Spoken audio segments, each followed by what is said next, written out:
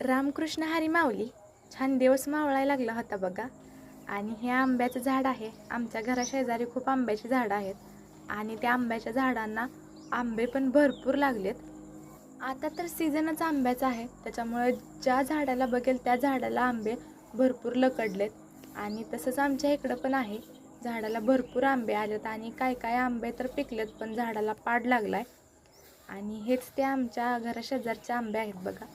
आणि ऊन पडलं होतं, दिवस मावळायला चालला होता तरी पण ऊन भरपूर होतं. या 2-3 आठवड्यामध्ये ऊन जरा जास्तच जाणवायला लागले आणि आजही तसंच होतं. पूर्ण 6 वाजले होते बघा, तरी पण ऊन भरपूर होतं आणि बाहेर तर कसलंच निघू वाटत नव्हतं. आणि आमच्या इकडची रानं पण बघा, एवढं ऊन आहे तरी पण आमच्या इकडचे शेतकरी जे आहेत, गावाकडे तर असंच असतं, शेतामध्ये सारखं पाणी सोडावं लागतं, दारं धरावी लागतात आणि त्यामुळेच हे आमच्या कष्टाचं फळ आम्हाला मिळतं. आणि इथं आमच्या शेजारी मका लावली होती बघा. एवढं ऊन आहे तरी पण मका हिरवीगार आहे पूर्ण. शेतकऱ्यांना मेहनत केल्याशिवाय पर्यायच नसतो. आणि जर आता ह्या मक्याला जर उन्हात पाणी दिलं नसतं तर आज ही मका सुकलेली दिसली असते आणि पूर्ण मक्याची जी छोटी ताटं आहेत ती पण जळली असती. पण तसं काही झालेलं नाही. सगळे छान मक्याला पाणी दिलं होतं आणि मका पण पूर्ण हिरवीगार होती. आणि आंब्याची झाडं पण बघा हिरवी आहेत आणि त्यांना आंबे पण भरपूर आलेत. आणि हा तर आपला कृष्णकमळाचा वेल आहे. काल 2 कृष्णकमळ लागले होते पण आईनं काही काढून घेतले नव्हते. ते कृष्णकमळ उमलायला थोडासा काल उशीर झाला होता. एक 10च्या नंतर हे कृष्णकमळ उमललं होतं आणि आईने सकाळ सकाळ देवपूजा केली होती, त्याच्यामुळे हे कृष्णकमळ आईने झाडालाच ठेवलं होतं. 2 फुलं उमलली होती आणि आज ती झाडाला सुकली होती बघा. जिथं कृष्णकमळ आहे त्याच्याच बुडामध्ये गोकर्णाचा वेल देखील आहे. जी गोकर्णाची आई रोज देवपूजेसाठी फुलं काढते तोच वेल आहे हा. आणि आज काय ह्याची फुलं आईने सकाळ सकाळीच काढली होती, त्याच्यामुळं आता झाडाला फुलं दिसत नव्हती. आणि इथं बघा शेवंतीची रोपं आहेत. आज पाणी दिलं नव्हतं आईने झाडांना, त्याच्यामुळं जरा थोडीशी झाडं सुकली होती. पण थोड्या वेळानं आई त्याला पाणी सोडेल. आणि ही पारिजातकाचं झाड आहे बघा आणि तिथंच गुलछडी देखील आहे.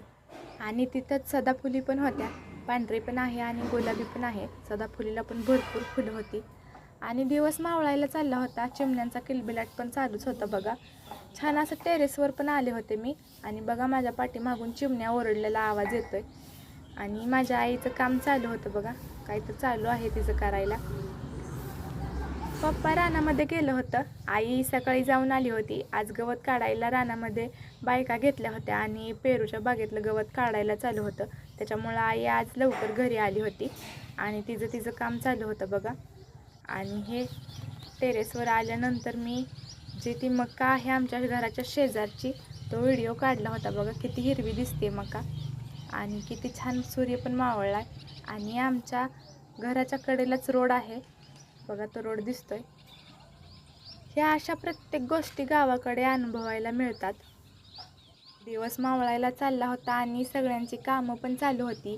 शेतातून कोण घरी येत होतं, कोणाकोणाचं काय काम चालू होतं, कोणाची गुरांना वैरण टाकायला चालू होती. आणि आमचं पण तसंच होतं, आई घरात काम करत होती आणि माझं पण दिवसाचं काम झालं होतं, आईला मदत करून झाली होती माझी. आणि आमचं पप्पा पण शेतात गेलं होतं, गुरांच्या धारा वगैरे काढायच्या असतात, त्याच्यामुळं पप्पाला रानामधून यायला थोडासा उशीर लागेल. आमच्या इकडची शेतं पण बघा उन्हाळ्यात देखील हिरवीगार आहेत, कारण की त्यांना सारखं पाणी सोडावं लागतं. नाही पाणी सोडलं तर सगळं जे आपण काय धान्य लावलेलं आहे, मका असो, ऊस असो, काही असो, ते जळतं. आणि छान असा गावाकडचा मावळता सूर्य आहे बघा.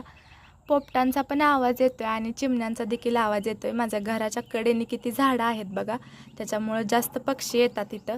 आणि किती छान झाडं पण दिसत आहेत बघा, भरपूर झाडं आहेत इकडं. आणि म्हणूनच गावाकडे असल्याचा हाच मोठा अभिमान आहे. पक्षी चाललेत बघा त्यांच्या घरी. आणि किती छान दिसतोय मावळता सूर्य गावाकडचा.